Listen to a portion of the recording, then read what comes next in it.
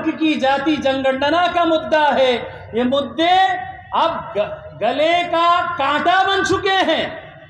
ना निगलने आ रहा है ना उगलने आ रहा है। तो गए कि यहाँ जितने युवा आए हैं उतनी ही महिलाएं आए हैं, तो मुझे यहाँ परिवर्तन की वो बहार नजर आ रही है जो बहुजनों का परिवर्तन होगा, शासक होगा, और बहुजन समाज एक दिन यकीनन शासक वर्ग का हिस्सा बनेगा। ईवीएम से मुताल्लिक एक बात कहना चाहता हूँ, साल मेहनत और मशक्कत करके जो हक और अधिकार दिलाया था वो वोट का हक और अधिकार था। वोट का हक और अधिकार इस ईवीएम के जरिए से हड़पा जा रहा है।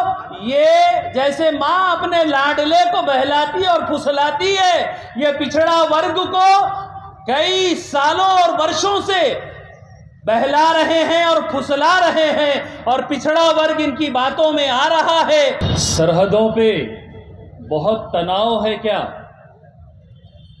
सरहदों पे बहुत तनाव है क्या? कुछ पता तो करो, चुनाव है क्या? खौफ बिखरा हुआ है दोनों सिमतों में, खौफ बिखरा हुआ है दोनों सिमतों में। बहुजन मुक्ति पार्टी का दबाव है क्या? मंच पर उपस्थित तमाम मुकर्रिरीन और खुसूसियत के साथ राष्ट्रीय परिवर्तन मोर्चा के नेशनल कन्वीनर जनाब अमन मेश्राम साहब और बिहार के तमाम दूर दराज से आए हुए मूल निवासी भाइयों और बहनों को मेरा सलाम और जय मूल निवासी। कम समय में अपनी बात को रखने की कोशिश करूंगा।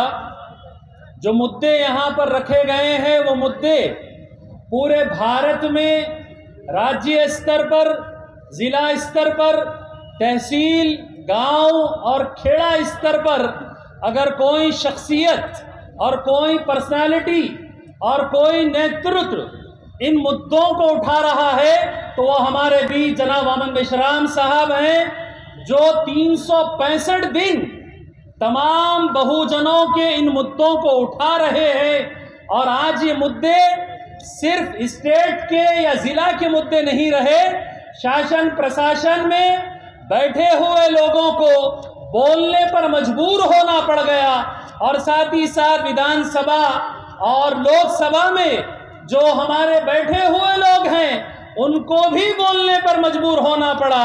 ये मुद्दे जो ईवीएम का मुद्दा है और पिछड़ा वर्ग की जाति जनगणना का मुद्दा है, ये मुद्दे अब गले का कांटा बन चुके हैं। ना निगलने आ रहा है ना उगलने आ रहा है।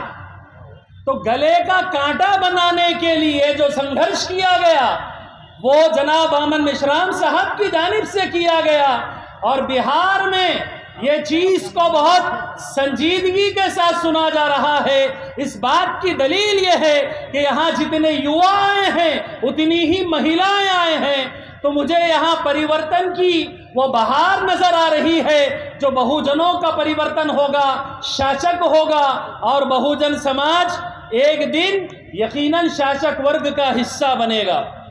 ईवीएम से मुताल्लिक एक बात कहना चाहता हूँ।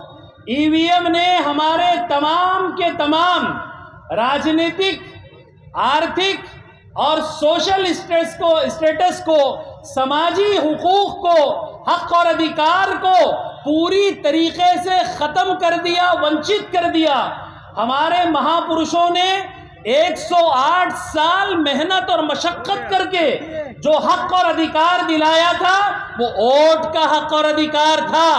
वोट का हक और अधिकार इस ईवीएम के जरिए से हड़पा जा रहा है, खत्म किया जा रहा है। शायर कहता है, लहू में भीगी हुई आस्तीन जीत गई, लहू में भीगी हुई आस्तीन जीत गए, चुनाव हार गए सब, मशीन जीत गई।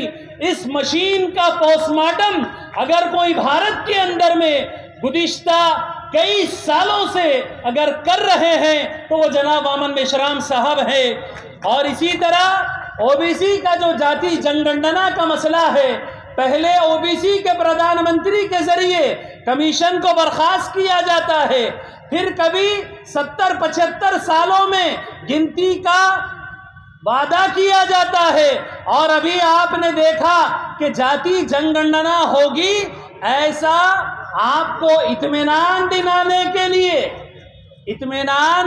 के लिए खून जो गर्मा हुआ है उसको ठंडा रखने के लिए ये कहा गया कि पिछड़े वर्ग की जाति जनगणना होगी।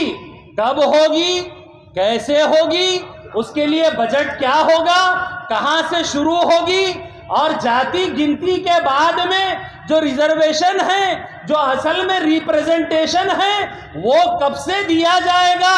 साथियों, ये जैसे माँ अपने लाडले को बहलाती और फुसलाती है, ये पिछड़ा वर्ग को कई सालों और वर्षों से बहला रहे हैं और फुसला रहे हैं, और पिछड़ा वर्ग इनकी बातों में आ रहा है। इनकी इस हरकतों पर जो ये बड़े धड़ल्ले से झूठ कहते हैं, और झूठ इतना कहते हैं कि हमारा समाज उसको सही मान लेता है। शायर कहता है, झूठों ने कहा है झूठों से सच बोलो, सरकारी ऐलान है सच बोलो। घर के अंदर झूठों की एक मंडी है, घर के अंदर झूठों की एक मंडी है, दरवाजे पे लिखा हुआ है सच बोलो। गुलदस्ते पर यकजहती लिख रखा है, गुलदस्ते पर यकजहती लिख रखा है। गुलदस्ते के अंदर क्या है, सच बोलो। और मैं कहूंगा, गंगा में डूबने वाले अपने थे, नाव में छेद किसने किया, सच बोलो। तो हमारे हक और अधिकार को वंचित करने वाले, हमको शारीरिक रूप से आज क्यों ही समाज इनसे पीड़ित नहीं है, ऐसा नहीं कहा जा सकता। हर समाज, चाहे एससी हो, एसटी हो, ओबीसी हो, और माइनॉरिटीज के अंदर मुसलमान, क्रिश्चियन, बुद्धिस्ट हो, लिंगायत, जैन और सिख समुदाय हो, ये तमाम के तमाम लोग बहुत ही ज्यादा पीड़ित है, अपने हक और अधिकार से वंचित है। तो दोस्त और दुश्मन की परिभाषा को समझिए। मुसलमानों से मैं कहूंगा, अगर आप शासक वर्ग का हिस्सा बनना चाहते हैं तो बहुजन मुक्ति पार्टी का ये मंच आपका इस्तकबाल कर रहा है और ये ऐलान करता है, जिसकी जितनी संख्या भारी उसकी उतनी हिस्सेदारी। तो हिस्सेदारी कुर्सी पर बैठकर नहीं मिलने वाली है, हिस्सेदारी के लिए संघर्ष करना पड़ेगा, कोशिश करनी पड़ेगी। समाज के अंदर जो अपने डीएनए के भाई हैं, जो अपने परिवार के लोग हैं, जो मूल निवासी है, जो बहुजन है, इनको पहचानना होगा और इनके साथ जुड़ना होगा, मिलना होगा, बैठना होगा और सामाजिक मुद्दों पर चर्चा करते हुए संघर्ष करना होगा। संघर्ष करने वालों को दुनिया याद रखती है। आज 151 साल के बाद भी शाहू जी महाराज के जन्मदिन के अवसर पर हम और आप यहाँ जमा हुए, इसलिए कि संघर्ष करने वाले नायकों में से एक महानायक है। तो संघर्ष करेंगे, कुर्बानियां देंगे तो काम होगा, वरना बगैर कुर्बानियों के काम नहीं होगा। जो लोग दुनिया में कामयाब होना चाहते हैं, जो लोग दुनिया में कामयाब होना चाहते हैं, उन्हें संघर्ष करना होगा। और मुसलमानों, प्यारे नबी की पूरी जिंदगी संघर्ष से गुजरी है, और आपने, प्यारे नबी ने ऐलान किया था, मजलूमों का साथ दो, मजलूमों का इत्तेहाद पैदा करो, मजलूमों के हक और अधिकार के लिए लड़ो। ये मुसलमानों को धार्मिक रूप से भी आदेश है, इंसानी एतबार से भी आदेश है, अखलाकी एतबार से भी आदेश है। अगर मुसलमान भारत का एससी, एसटी, ओबीसी और अदर माइनॉरिटीज का साथ सहयोग करेगा तो मुसलमान भी बड़ी इत्मीनान के साथ, सेफ्टी और सिक्योरिटी के साथ और बहुत ही अच्छे अंदाज में शासक वर्ग का हिस्सा बनेगा। अगर नहीं तो 3.5% लोग किसी को नहीं छोड़ रहे हैं, किसी की इज्जत लुट रही है, किसी के ऊपर पेशाब किया जा रहा है, किसी का सर मुंडवाया जा रहा है, कोई मॉब लिंचिंग की नज़र होता है, कोई फर्जी जिहाद लव जिहाद की नज़र होता है, और कोई फर्जी गाँवकशी के मामले में खदेड़ दिया जाता है। तो अगर आप बिहार के समझदार लोग हैं और यकीनन समझदार हैं, इसीलिए आप इस प्रोग्राम का और रैली का हिस्सा बने हैं, हजारों की संख्या में यहां आप इस चिलचिलाती धूप में आप ये ऐलान करते हुए आए हैं कि हम बहुजनों का साथ देंगे और बहुजनों का शासक बनाएंगे, ईवीएम के खिलाफ रहेंगे। और आपने ये ऐलान भी किया, जो ईवीएम का यार है, जोर से बोलिए, वो देश का गद्दार है।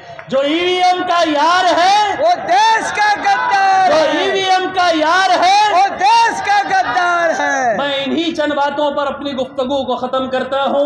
मुझे कहने के लिए मौका दिया और आप लोगों ने मेरी बात को सुना, बहुत बहुत शुक्रिया। जय मूल्य।